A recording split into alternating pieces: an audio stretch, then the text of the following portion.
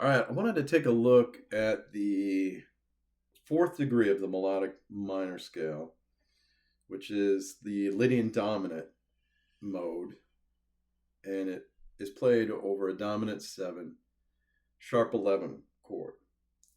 Most of us know it as a flat 5, but I recently came to learn through the Robin Ford Dojo that it's the sharp 11. Because there's a 5 in the chord, we're not going to call it the flat 5. We're going to call it the sharp 11. I don't know the exact reasons of that, but that's the proper way to refer to it. So what I want to show you is not only what that looks like, but how I practice these things to get them under my fingers, whether it's this mode or any of the major modes, any mode I'll study. And this is just talking about the modal aspect of the chord, not really the functional aspects. You know, we know this chord all the time from like R&B tunes, like Superstition by Stevie Wonder. Go to the chorus. There it is.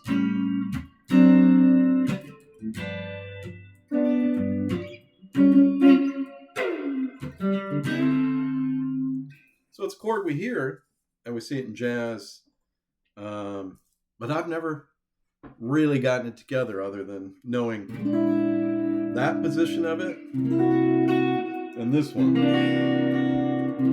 And so I'm just taking a C9 chord and I'm lowering the 5 in this case,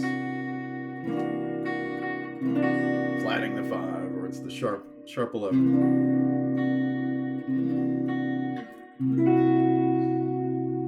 But I need to get it under my fingers, so, I take a look at, this is the fourth degree of the melodic minor scale. So the first degree is this.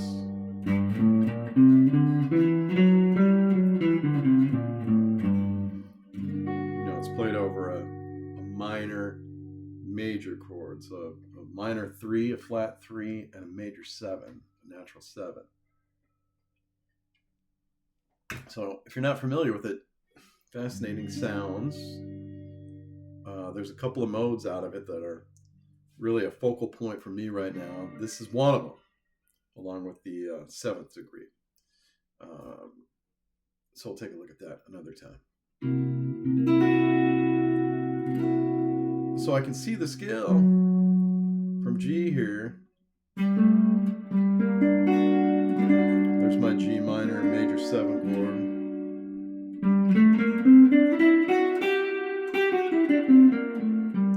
Now what I need to do, of course, is bring that down to C. And play it C to C so that I don't hear G melodic minor scale, but that I hear the Phrygian dominant mode over this dominant 7 sharp 11 chord. So what notes does that give us? It gives us the root, the 9, the 3, the sharp 11, the 5, the 6, the flat 7, and the octave. So nothing highly unusual here. The 9 is quite normal. The 3, the 5, the flat 7, the 6. It's really this sharp 11 that's so distinctive, gives it its distinct color. Right? So then I want to anchor it in my mind over this chord so I can literally see it in my mind. So if I'm playing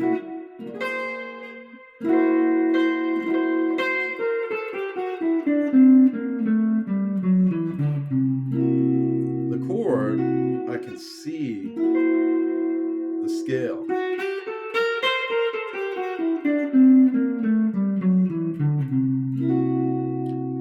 So what's this other one? I'm just taking, this is the one we all know. This is just a dominant thing.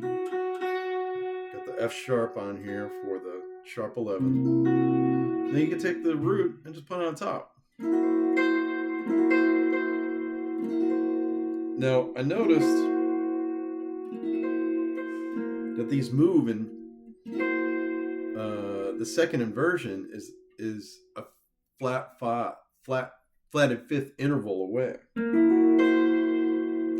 So C's our root. So F sharp, that is also the next inversion of the dominant 7 sharp 11 chord. So that's handy to say, okay, now I can start to have a resource for, figuring out more voicings of this chord. Because the other one I knew is down here.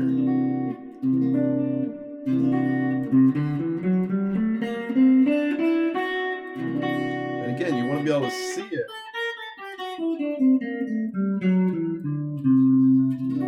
Over that chord.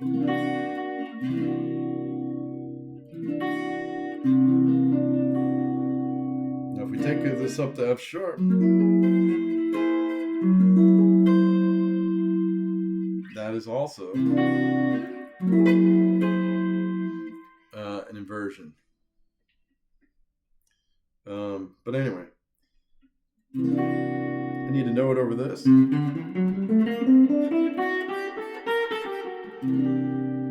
I'm used to seeing mix Lydian.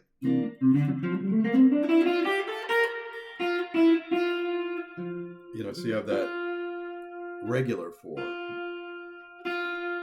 natural 4. So instead of that note, we're playing the sharp.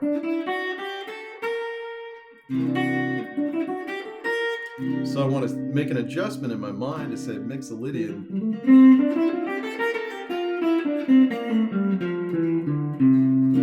Gets tweaked by sharping the 4. There's the 4.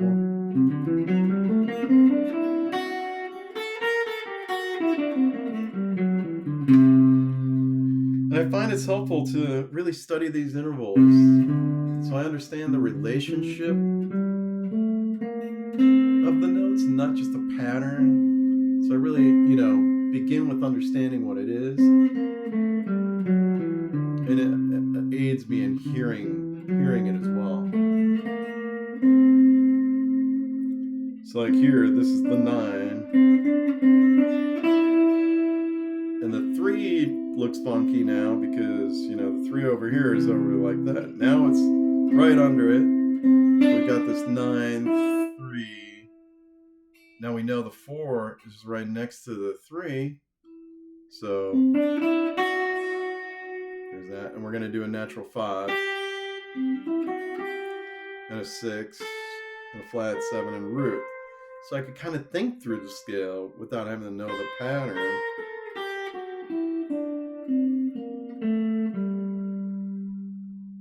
Yeah.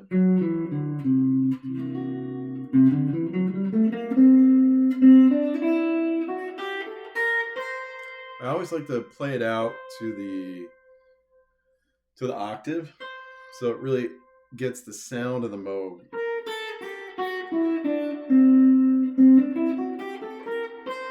Because if I were to just step on G,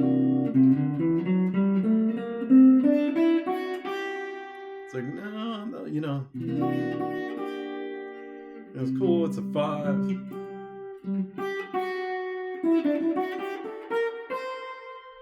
But I want to hear that full octave.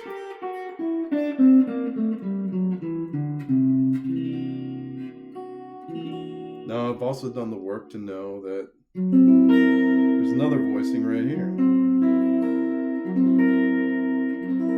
So I want to do the same thing, see.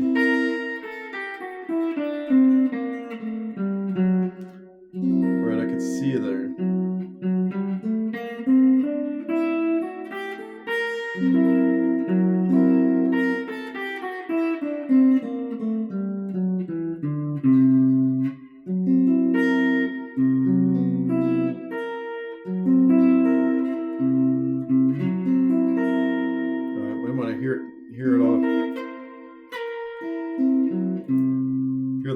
But I'm also just imprinting where this chord fits in the scale and seeing those notes light up in my mind within the scale pattern.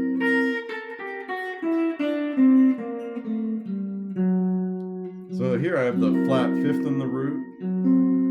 I have the octave. Then I have the third. And then I have the flatted seventh.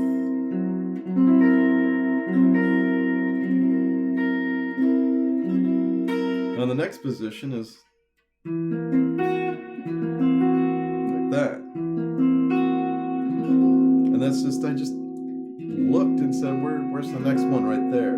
Because I want at least one chord shape, you know, for most areas of the neck, so that no matter where I am, I have voicing. So, and I'm paying attention to where my root notes are, because I'm going to need to do this in other keys as well. So I want to make sure I'm seeing the relationship of where they live next to one another.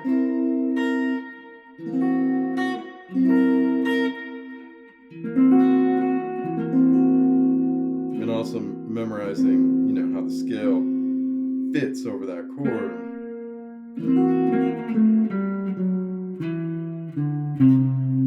Alright. So I haven't done this one yet. So what I did was I started on the flatted, what did I do? I don't even know. I saw the scale though.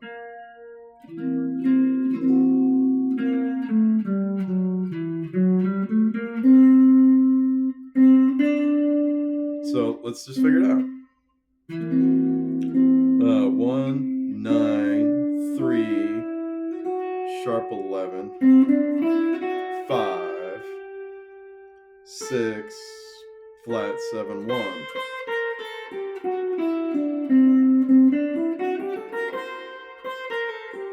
Oh, and now we see this half step, whole step, half step piece. It's so familiar, distinctive to the, you know, the melodic minor, half diminished, half whole tone aspect of the scale.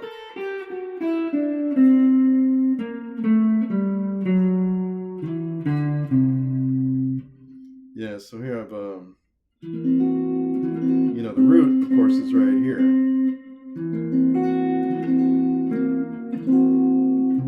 But I have another root here, so I can visualize that. Right, so I know it's 9, 3, sharp 11, 5, sharp 11, half step to 5, whole step to 6, half step to flat 7, and there's the octave.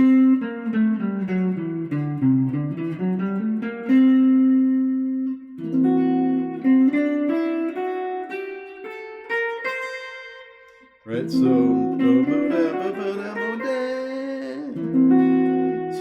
I'm not seeing it yet. I don't have this imprinted on my mind yet.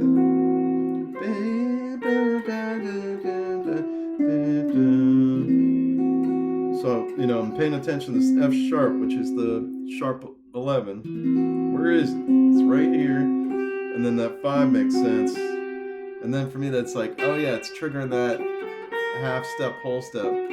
Because this is a half step, whole step to A. And then another half step. So that's the half diminished aspect of the scale.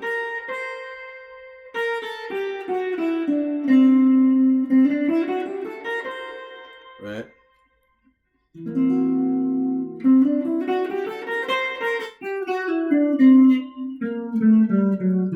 I almost made a mistake there, but my ears told me, no, it's got to be over here. Yeah.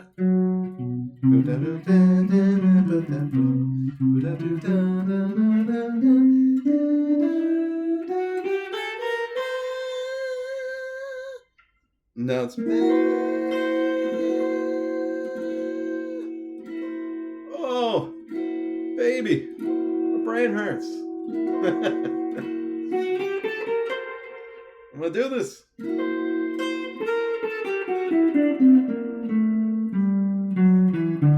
Yeah. So it's that. Sorry, I wanted to stop on the octaves.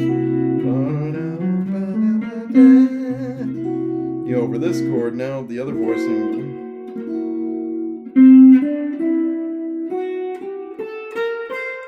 wasn't sure, what I was going to play there, but it worked. These things start to get just into your ears, and your brain just starts to just know.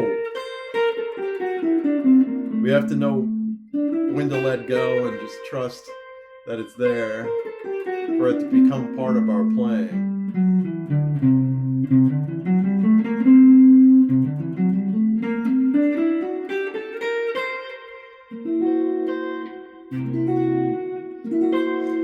Woo! All right, we're gonna move on.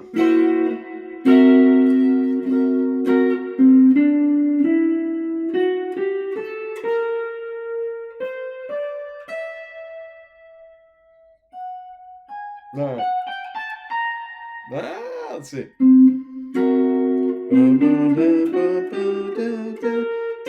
There it is.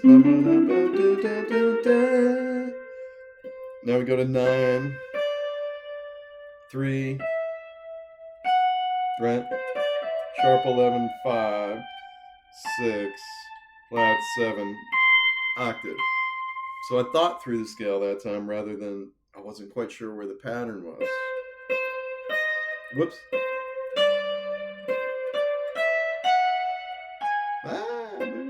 See, now I'm trying to memorize the pattern. Get that natural 5. Sharp 11, 3, 9, 1. Whole step to 6, half a step to flat 7, whole step. So notice, like, here's the root. We go a whole step to flat 7, then it enters the half diminished aspect of the scale. So I can remember that. Now I know it's whole tone the rest of the way. Right? Yeah.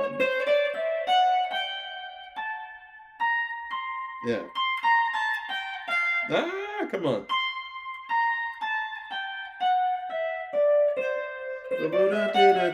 So that's whole steps, right?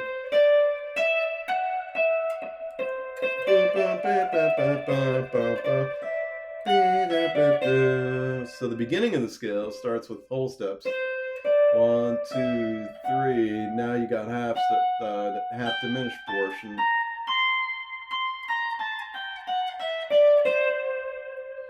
So every time I learn it in another position, it starts to solidify the shape of the scale itself, how it's patterned in my mind, So now we know, what do we know? If we're playing off a CL1 straight, we can go whole step, whole step, whole step, half step, whole step, half step, whole step. So yes, we do know that. So it starts with 3 whole steps, then you're into that half step, whole step thing. It's that sounds Egyptian if you don't know it well enough. That's why it's so important to know what those notes are in each mode, is what I've found, because otherwise you just wind up playing stuff that's scalular and not musical, So hopefully that makes sense.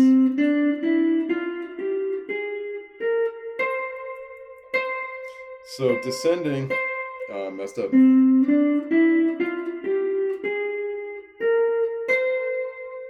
No. Right?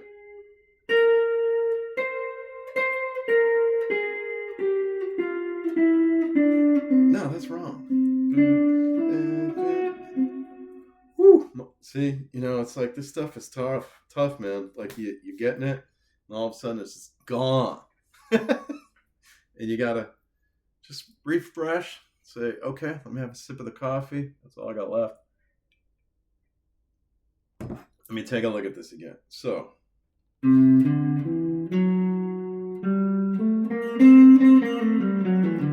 we have a whole step, whole step, whole step, 3 whole steps, then our half step. 1, 2, 3. Yeah, right? Because It's one whole step down from the root, and then we're into this half step.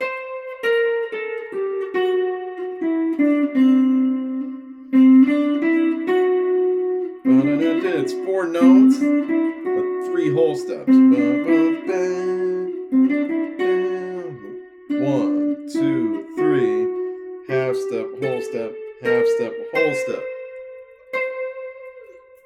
Okay, I've been rattling on. I hope some of this makes sense.